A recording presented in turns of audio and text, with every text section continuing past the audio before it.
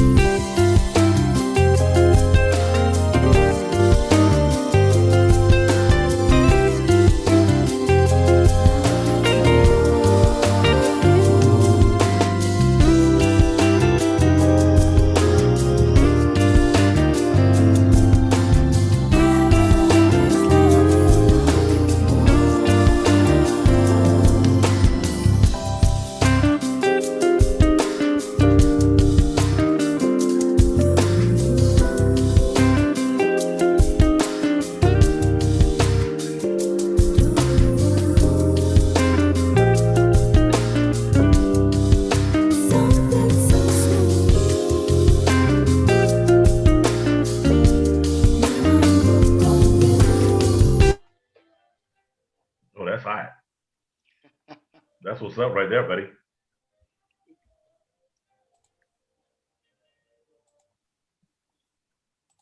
So you just released that one? That's Actually, that was sweet. released. That was released back in 2014. Okay. That's I guess Keith Cashmere Williams on guitar. That's Okay. Randy Beard on background vocals, and just just a fun time. Being able to create different sounds and smooth chord structures and things with friends of mine that were willing and able to help put that project together. And when you got good people to work with, it makes it a whole lot easier to interpret your ideas for other people to pick up on them and then help you develop them. Right. That's what's up. Did I hear you say Cashmere Williams? Yeah, Yeah. Keith. Keith. Yeah. He's been on the show a time. Oh, okay. Yeah. So phenomenal talent. Yeah, we're Yeah, making our Kevin. rounds. Yeah, Kevin, I was looking at your little bio here. I said, Dennis Edwards, Melissa Morgan, Yeah. David Easter. So Kevin, before you jump into that, let me say something about that. Now, Valerie, did I just hear you say, I saw your little bio? We're not gonna say I was messing with listen, first of all, me and Kevin, we have bonded offline a little bit. So he feel me. So let me just put you back in order right now. So let me straighten you out real quick. I was messing with him though, because let me tell you this, Kevin, you look so young. So I was looking at these names. These are more matured artists. Yeah. Really, that's why I was like, woo. So you have an old soul, is what I'm saying. Do you have an old soul? Yeah, well, believe it or not, I just turned 50 Sunday. So very, very happy and blessed to see 50 years of life. So it's tremendous. I feel great. I get it all the time. You look so young. And my parents, I get that from my parents. My parents have great genes. Both my parents in their upper 80s, and they don't act or look like they're in their upper 80s. So I get that from them. Just a blessing. okay, well, happy belated birthday. Thank you very much. Yeah, someone else is having a birthday too. Who's that? Santa. Valter's birthday's tomorrow. Yeah. And I'm not gonna be 50. I'll be closer to 60. So okay, I gotta ask you this. Stevie Wonder, what was that like? Oh wow, that was actually really good. We had just formed the Birmingham version of Technique when after I moved, well, I guess finished school and came back, and about 94, 95 or so, actually it was 95. We were able to do a reception party when Dr. Payne had invited Stevie Wonder to come for the opening of the Alice Stevens Center. So he had like his big concert at the Civic Center, and we did Technique at that time did the reception for Stevie Wonder. Okay. And we were, doing our thing, and jamming, and then all of a sudden Stevie says, "Hey, hold on a second, I want to sit in." I was like, "Well, what you finna play, brother?" He said, "He finna play your keyboard." My keyboard? Really? So, to have Stevie to sit up there and play, to be able to sit in with the group and sing a couple of songs with us, and wow, that's just a euphoric high you can't replace. Right. Oh, true. That's a memory. That's a lifetime memory. Yes, ma'am, for sure. Right. So, ladies and gentlemen, you're listening to Kevin Binion, and Conversation is Art here on Not Necessarily Political. And we are also broadcasting live on Facebook as well as Twitter and YouTube. Again, Kelvin, welcome. Thank you. So let me ask you this question. This may be a tough question to answer. Okay. Please try your best to lay it out as best you can. Okay. Do you find that here in the city of Birmingham, with the talent that we have, you all who are talented must leave this area in order to gain success? No. Or appreciation? Okay. No. I don't believe you have to leave this area to gain success. I think you leave this area because you feel that the people in the city of Birmingham don't support you. But when you have that inner knowing what your purpose is, and that inner that drive that keeps you going, you don't necessarily need the support of the hometown people because you know what your purpose is, and you're going to fulfill that purpose anyway. I mentioned the word euphoric high earlier. Is they get a bigger one when they go to Atlanta, and of course, people in Atlanta have talented musicians themselves, and some musicians from here have gone to Atlanta, and some have gone and come back, and they're still doing their thing. You know, if they're going to fly across the country to play with quote unquote the named top 10 Billboard artists, they fly out, they fly right back. A lot of them don't like the hoopla or the rah rah rah to make themselves feel, I guess, like they're about something. Mm-hmm. I mean, I'm comfortable in my own skin to know that what my purpose is, and it actually had to rediscover it maybe about 3 or 4 years ago, because I guess as being a school teacher, I had stopped producing music and stopped writing, and I kept wondering why I was so frustrated. And I saw a Miles Monroe video at the barbershop one afternoon, and that put me right back on track. And whenever I get a chance, I've got something going on where I got a melody or something I'm trying to get out of my head if I'm driving down the road, because I do commute back and forth a lot from Huntsville to Birmingham. I pick that phone up and I sing that melody into that phone, and then when I get where I'm going, I play it back, and then I finish developing until I get the thought process out and find the production is complete.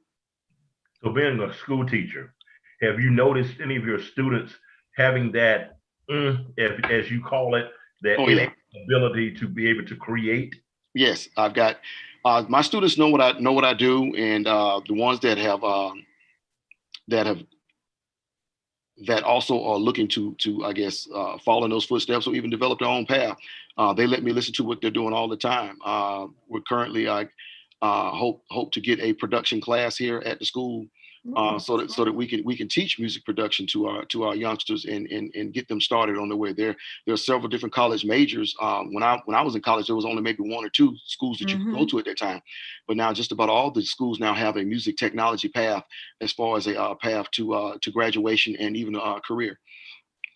That's awesome. You know what, Kelvin, and talking about the arts, of course, we know oftentimes in education, that's the first thing they want to cut the budget on, the arts. But let's just talking about even in our community, oftentimes somehow we can figure out for a kid to be in the band or chorus or something, despite being short on the dollars. And a lot of times that's their path to get to college and pay for it. Right. So it's really sad when you see them, that's the first thing they cut. Also, on the statistical side, being involved in the arts have also shown to decrease crime, because it have kids do something. And also music is a very relaxing tool, to settle you. So definitely it's something we as Black people need to be more vigilant about, or fighting for those programs, or even sponsoring, buying a child instrument or whatever we can do. It's okay to talk about things not being done, but also looking at things that we can do to help support programs. I know in high school, I was in the chorus and I was in a drama club and became a thespian. I was often laugh or hear and say, how I end up being a nurse? I supposed to went to New York or Hollywood and been in plays and stuff like that. Yeah, Broadway. I'm glad you mentioned that you were a thespian and now you're a nurse, because they would typically say you're only acting in medicine. Oh, wow. Hey, don't be like Nate Robinson and play boxing. Why are you clowning Nate? Well, look, Kevin, I'm gonna tell both of y'all this. If you sick, you will want me to be your nurse. Okay. If we'll leave it at that. Right. And also to piggyback off what you said, Valerie, is with kids in band involved in the arts programs, when they have after school activities or after school practice, if you're a parent and you're a working parent, you know where your children are. Your children are not sitting at home alone, idle mind, devil's workshop. They're at practice getting some quality work in on practicing and perfecting a craft. So until you get off at 5 or 6 o'clock, band directors, we're practicing your kids, and then we waiting on you to come get them. But at least you know where your children are after school each and every day, whether they're involved in sports or any type of extracurricular fine arts activity that involves after school practice. Yeah, and we applaud you for being the artist that you are and taking your craft to the students. That's huge. That's Now, amazing. if we could transcend that mentality from every professional opportunity that we have out here in the world True. and put Hmm. it in the schools, we can save these kids. Yes, most definitely. Oh, for Most sure. definitely. If the lawyers and the doctors and the nurses and other people and yourself would give back, we can Hmm. save this community. For But sure. that takes a whole nother approach to living life and not wanting all the abundance for yourself. So Correct. let me ask you this question. Speaking of abundance, it Hmm. appears to me that you have an abundance in ability to play multiple instruments. Tell us how many instruments you play and Wow. what's your favorite. I guess keyboard is still right now my favorite. Followed closely second by the tuba. The tuba was my scholarship instrument going to South Carolina State, and Mhm. coming up through school, well, even before school, I started off with the violin, and after the violin, I went to the alto saxophone. I played a little tenor saxophone. I then went to the trombone. I went to the baritone, and kind of stuck there at the tuba. But in college, when you're in your major, you learn to play all the woodwind instruments: flute, clarinet, saxophone. I hate the flute. It makes me dizzy. I don't see how flute players do it. And then all of the brass instruments, trumpet, French horn, trombone, uh, baritone, and tuba. Wow. So you learned all of those instruments. Yes, and most of those instruments I learned even before I got to before I even got to college. We had, I guess, in coming up through school when in the band program, I remember specifically because um, me already having a kind of a background with music with the violin. Saxophone came. I had an older brother to play saxophone. Saxophone kind of came a little easy to me at first, and so I had to sit and wait on the other kids to catch up. So while they were learning their scales, I'm sitting there watching them how they're fingering and what they're doing to learn their scales and slide positions and stuff like that. And I said, okay, they've gone over this enough so many times. I got it. So, and then when you pick up the instrument, you get the correct embouchure to play on it, then you already memorized the fingering. It's 2 plus 2 is 4. Yeah. Someone just plugged in and said, it's about the tuba, shouty. Yep. And Hey, don't Lisa, make fun of my height. hey, Oh, I didn't know, bro. hey, Kevin and Lisa Garrett said, so proud of you, KB. Christy Stoddard. I'm assuming you know all these people that's Yeah, chiming in from yeah, YouTube. yeah. Yeah. Well, look, let me ask you this. So with all this, you didn't add the fiddle, so you didn't learn how to play the fiddle. I was right.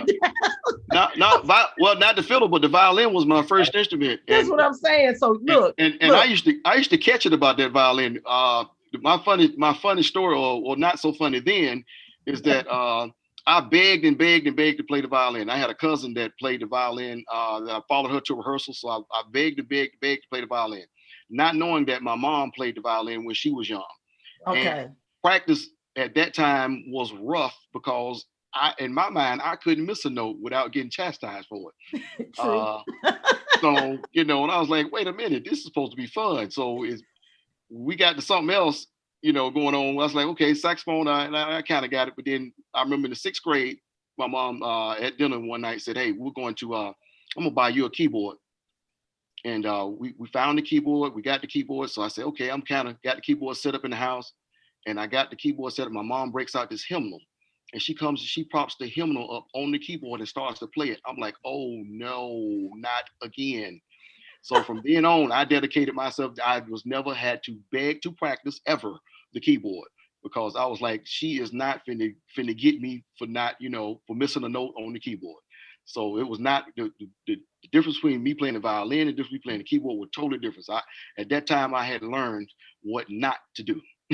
Hey, lessons, huh? Mm-hmm. That's interesting that you say that because there's a book that I have in my home, and um, it speaks to directing a child's employment. Mm-hmm. And when you said your mother went out and bought a keyboard Mm-hmm. for you, they invested in you Mm-hmm. and looked at the avenue of travel in which you journeyed. which is now Yes. successful. And parental involvement for all who are listening to Conversation is Art across YouTube, Twitter, Facebook, however you're getting this broadcast. Understand me clearly that a parent must be involved in the rearing of the children. Even if you did not give birth to that child or Yes. seed that child, it is very important that you give information that is good and positive, moral uplifting and well-being to the children so that their direction will be clear and that the Lord may be praised. So I applaud your folks for directing. Amen. Amen. Yeah, I was Amen. me too. I'm past the collection plate. We take up an offering. No. But you know what? Cue shout music. But you know what, Valter, that is so true. I often tell people one person can speak life into a child or an adult who may feel like I'm just stuck in this place. There's no hope for me, but it can just take that one person. And you ain't got to, and a lot of people think, well, if I don't have any money or something to give them, but being a support is very important to people, you know, a lot of times. So, and I always tell people this, even in sometimes when people need some financial help, you can do that too if you're willing to make a sacrifice. You can cut back on going to McDonald's, don't buy a soda. There are plenty of ways that we can help people financially too if they're needed. We may not can do it individually, but collectively, as Val can give 10, I can give 10, and somebody else can give 10. I can understand it. Let me tell you this, Kevin. I wanted to play the piano. It didn't work out for me, okay? Every time I got a piano teacher in my little small town, they relocated, moved, and everything else. So I was like, okay. Yeah, that's tough. That's tough. However, but I'm still a young 55, so I can still learn how to play the piano, huh? Yes, ma'am. For sure. I can do it. Well, look, Kevin, let's I want to make sure that people know how to find out what's going on with you. I know you have a website you want to share with us. Yes, website is kswaymusic.com, KSWAY music.com. Okay. You can find me on there. Of course, I'm also on Facebook, Kelvin Binion. There's a K-Sway music page as well. I'm on Instagram, Twitter, K-Sway Music is the Twitter handle as well. So either Kelvin Binion or K-Sway. Okay. So ladies and gentlemen, all y'all listening in the YouTube world, Facebook Live, and I think I heard Valton even say Twitter. You heard it from the master himself, Mr. Kevin Binion. He said he can be found everywhere at K-Sway. That's S-W-A-Y now. That's his smooth name. He's not Kevin Binion. He Mr. K-Sway. And it's funny how I got that name. There's a gentleman that I used to help with his rap records back in my trying to be a rap or hip hop producer. He gave me that nickname is Simon Amon, and Simon has just recently become an administrator in the record industry. So he reached out to me and found me a couple of months ago because I always wondered what had happened to the little fella, and I knew he had a lot of drive. So, but he of course he's seen the website. He said, my name. He said, I was the only one that called you K-Sway. So where'd you get that idea from? I said, of course I got it from you, Simon. You know, so that's a cool little story, that's it, because that guy he came a long way.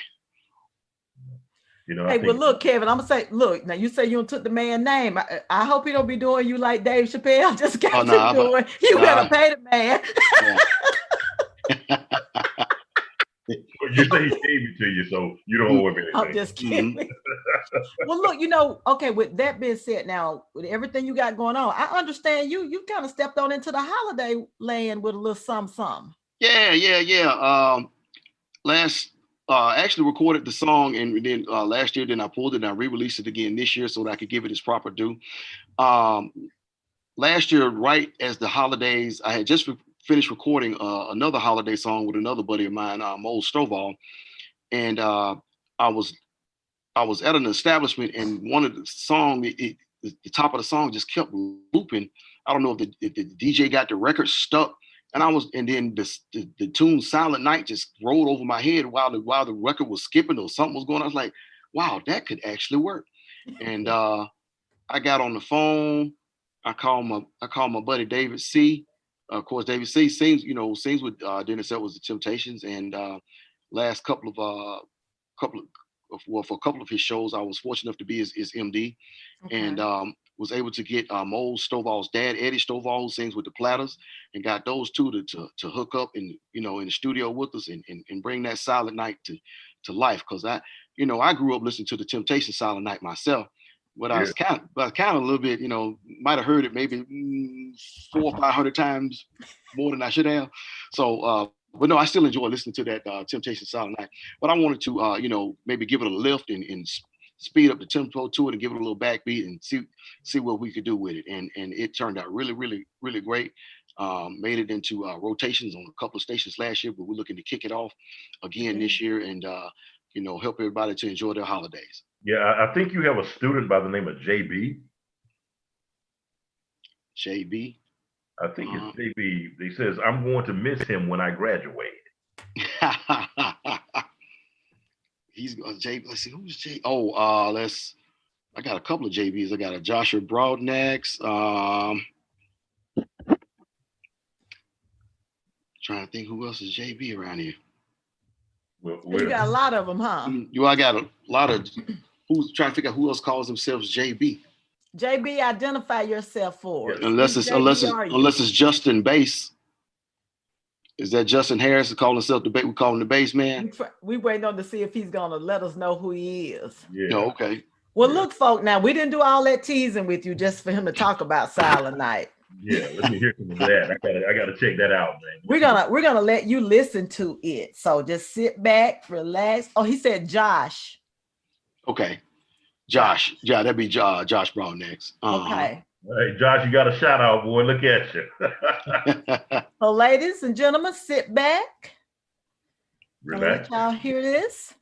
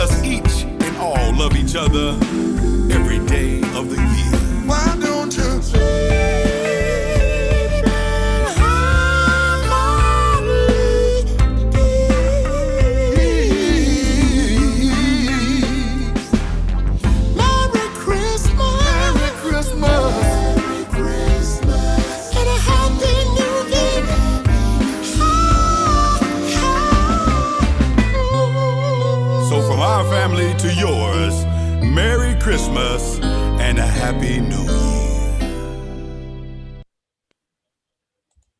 All right. So That's check this nice. out. Now there's a cat, DJ Smooth Productions, says that they have been looking up to you since elementary school. Wow. Yeah, I know that. That's Carlton Smith Jr. He's actually a student here at Clay. He's one of the ones that's also getting into some production. He look for him. He sent me something just the other day and asked me what I thought about it. That he's going to be getting ready to release real soon. And I told my advice to him was, just get with an engineer to make sure that your mix is straight. But the mix sounded really good to me. But I always like to get second opinion to make sure everything is sitting in the right place, because you can as a producer sometimes you can sit with something so long that it starts to sound natural to you. Then when somebody else hears it, that's too loud. Like my golf game. Right. Well, look, Kevin, I just want to say this. Thank Uh-huh. the Lord you heard that Silent Night. Now, I love the Temptations version, but after about twice, I started getting depressed and just kind of melancholy. I'm like, okay, we gonna be saying Christ was born. We need to be kind of upbeat up in here. Yeah, we should be happy. So it was really, I really liked that. That was really, really, really nice the way you put that together. So Thank you very much. So you just kind of be out and about and some pop in your head and you just Yeah. I mean, music now. Since I've rededicated myself to producing, like I say, or fulfilling my purpose, I get blessed with gifts of melodies in my head all the time, and and normally in a I guess during the marching band season, when during football season, high school, it's kind of hard to help get those ideas to develop. But I'm so blessed with that this year on the school end, I've had two student arrangers that took care of most of my marching band music for us. So I didn't have to spend a lot of time writing marching band music this year. Actually, I don't think I did one. I think everything the students did all of our stand music this year that we did. So I was able to still able to get my production on. So and I appreciate them. I'm gonna give them a shout out as well, and that's Kavari McGee and Jalen Williams. For writing for helping to write the school band arrangements so that we could keep the band flowing and also give them some experience in doing it. Of course, I would look over to make sure it was suitable and for the band to play it. But they've done an excellent job, and which kept me I guess able to keep these ideas from not getting I guess musical constipation, if there's such a term. There's a term. So you know what? Kevin, you mentioned something great with the young people that you say did the music for you. And I want to make sure too that they're developing their resumes, putting this on there, because a lot of times I forget that's still work. Right. That's experience and something that will go a long ways. So you got anything else coming up? I know you said you got 3 of your songs picked up. You're gonna relaunch the Silent Night and everything. Right. So what else you got? And I'm actually in negotiations. Being considered for some other projects that's coming out of the from the West Coast. I almost said left coast, but West Coast. There's some other things over the summer, I guess, during the pandemic. You watch a lot of movies, and there was one movie that really musically got to me. It's a movie called The Photograph, and the music in that was just wow. And even my wife was like, man, the music was really, really good. So if my wife says something like that, you know what? I got to go to the studio. I got to create some music that the wife is going to like. So, and so I did about 3 or 4 of those songs, and those songs are also being considered for licensing opportunities. Hadn't landed one yet, but they are being strongly considered. And with the one that we played earlier, My Concept, to show you that, I'm always trying, to get my wife's attention with music. Hey, come listen to this. Come listen. Like, yeah, that sounds good. Yeah, that sounds. And she's probably heard My Concept, I don't know, 500 or 600 times since it first came out in 2014. But maybe about 2 weeks ago, I'm in class and I get a text message from her. She says, "Your song is on the radio." I'm like, "What song? What are you talking about?" And she said, "My Concept, Love You More." I said, "Really? You just not hearing that on the radio?" Where have you been? She said, "It sounds so good. This song is 6 years old. What are you talking about?" So that was just funny to me that, and all this stuff, with it being picked up, placed in, in I guess more areas to be heard. It comes on a station that she's listening to. Now she's interested. Right. Right. So Look, it's sort of like you popular. You got listen. I'm start with these messages. Michael Lee said, "Great job, KB. Proud you on my team and excited for the work you do with our students. We're lucky to have you." That's my principal. That's right. That's Okay. right. That's the man with the plan right there. You popular. Look, they brought up this chat. Our Twitter handle, Kevin, is look. I'm messing. I need to let them know what our Twitter handle is, and that is at necessarily not on the Twitter handle, and our YouTube handle is not necessarily political. We want to make sure we get your information out to all the media platforms. That's why I wanted to repeat that. Conversation is art. Twitter handle is at necessarily not, and YouTube not necessarily political. And also that's Facebook as well. But we want to make sure everyone can find you and be able to connect with you and all that good stuff. So now, let me ask you this question. Yes, sir. Can we get a virtual concert going? Yeah, we can work it out. Yeah, we can work it out. Now here's the trick question. Can we get you to play the instrument that you know how to play? That's probably actually possible too. So we'll work it out. Yeah, right. He's taking that challenge. He said, "Bring it on." Yeah. Well, here's the thing, though. I'm gonna need about probably about 3 or 4 gallons of water, and I'm gonna need some extra lips somewhere because some of those instruments are demanding on the chops. So after you play one, you pick up the other. I might have to. I don't know. We'll see. Yeah. We'll see. Yeah. Everything. Well, look, we're not gonna hold you all night. We know you're a busy man and you've been working all day. So we kind of like to end the show with a lightheartedness, and we have what we call the NMP Conversations in Art Soapbox. Okay. Now, most times soapbox think some negative or whatever, but it could be an inspirational thing. So something that you're passionate about, we just like for you to close out our show and just sharing that with our listening audience. Something that I'm passionate about. Okay. I'm really passionate. Are you mad about? I'm mad. No, I'm not really mad, but I am passionate about this one thing. I'm passionate about sowing seeds in the good soil. And I'm very fortunate enough to be at a school like Clay Chalker High School, where I have good students and good community and good administration that allow me to plant the seeds of music into the hearts of these kids. And that's what I'm really passionate about. I enjoy doing it, and it's very few that you get to see your harvest, but I'm seeing the harvest right before my eyes of the seeds that I'm sowing right now into the hearts of these kids. And then I'm also passionate about not counting the seeds that I plant or the harvest that I plant.